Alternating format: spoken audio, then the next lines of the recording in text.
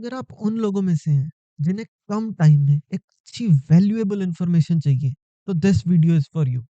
So let's get going. क्या कहते हो सर, अब ये इलॉन मस्क करेगा मार्स का काम, हो जाएगा ये?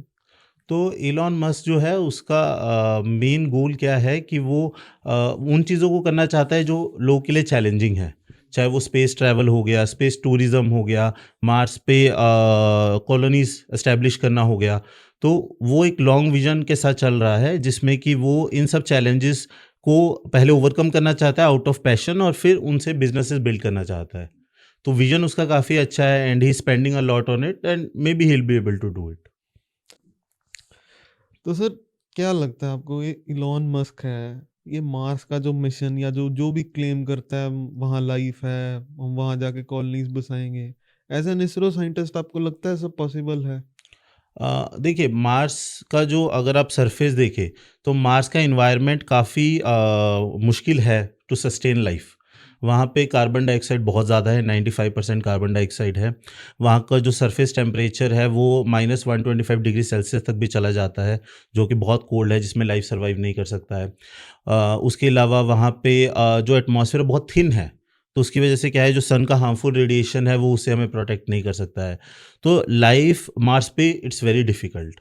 इवन दो ऐसा साइंटिस्ट का मानना है कि कुछ साल पहले, कुछ बिलियंस ऑफ ईयर्स पहले वहाँ पे लाइफ थी, वहाँ पे वाटर था, क्योंकि वहाँ पे हमें बहुत सारे वैलीज और बहुत सारी ऐसी चीज़ें मिलती हैं जो हमें लगता है कि किसी टाइम पे उनमें वाटर था।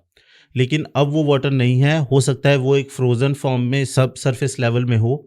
इवन ऐसा भी हो सकता है कि कुछ माइक्रोब्स हों जो कि सब सरफेस लेवल में अभी भी हों, क्योंकि हमें मार्स के एटमॉस्फेयर मीथेन मिला है, जो कि एक बाय प्रोडक्ट होता है बहुत सारे माइक्रोब्स का। तो मार्स पे सिग्नेचर्स हैं लेकिन क्लियर कट सिग्नेचर्स नहीं हैं। तो अभी मार्स पे लाइफ है या नहीं हम नहीं बोल सकते हैं। लेकिन अभी अगर हमें लाइफ बनाना है तो हमें वहाँ पे ऐसा स्ट्रक्चर्स क्रिएट करने पड़ेंगे जिसमें कि लाइफ को सपोर्ट करने के लिए सब कुछ रहे। और वही एलोन मस्क का लॉन्ग टर्म गोल है कि जिसमें कि वो ऐसी बिल्डिंग्स मार्स पे बनाए जिसमें कि सब लाइफ सपोर्ट का जो भी हमें रिक्वायरमेंट्स है वो सब उन बिल्डिंग्स में ही हो। तो it's a long term vision and he is working on it. तो सर, मार्स पे सेटलमेंट से पहले हम ये आपसे पूछना चाहेंगे कि ऑन अ कमर्शियल लेवल, मान लो हमने वहाँ कॉलोनी बसानी है, इंफ्रास्ट्रक्चर रेडी है, स्पेसशिप कैसे बनेगी जो अर्थ से, मान लो 50 बंदों को अर्थ से मार्स लेके जाएगी? हाँ, तो हमें पहले तो एक बहुत ही पावरफुल रॉकेट चाहिए, ठीक है? जो कि जो स्पेसक्राफ्ट है, उसको बहुत ही हाई ऑर्बिट में इंजेक्ट कर सके, ठीक है? उससे क्या होगा कि हम मार्स के बहुत करीब पहुँच जाएँगे बहुत जल्दी, ठीक है? अगर आप इसरो के मिशन देखें, तो जनरली हम एक लेस पावरफुल रॉकेट यूज़ करते हैं और सैटेलाइट को हम अर्थ के अराउंड ही ऑर्बिट में डालते हैं। उसके बाद हम उसको बहुत सारी फायरिंग्स देते हैं, पेरिजी फायरिंग्स देते हैं और धीरे-धीरे उसका ऑर्बिट इंक्रीज़ करके उसको मून या मार्स तक लेके जाते हैं।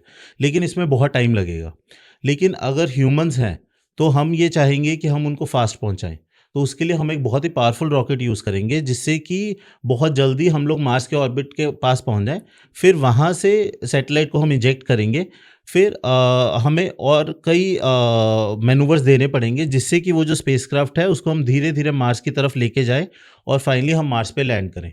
उसके हम्म। बाद भी जैसे आपने ये ऑर्बिटर और लैंडर का देखा, तो अगर हम उनको वापस लाना चाहते हैं कुछ दिन के बाद, तो हम ये सोचेंगे कि ऑर्बिटर मार्स को घूमता रहे और लैंडर अलग होके मार्स पे लैंड हो, जिससे लोग बाहर आएँ और बाद में जो वो ऑर्बिटर है वो दोबारा से लैंडर है वो ऊपर जाके ऑर्बिटर से अटैच हो और फिर वो वापस आए। तो it's a challenging process but people are working on it.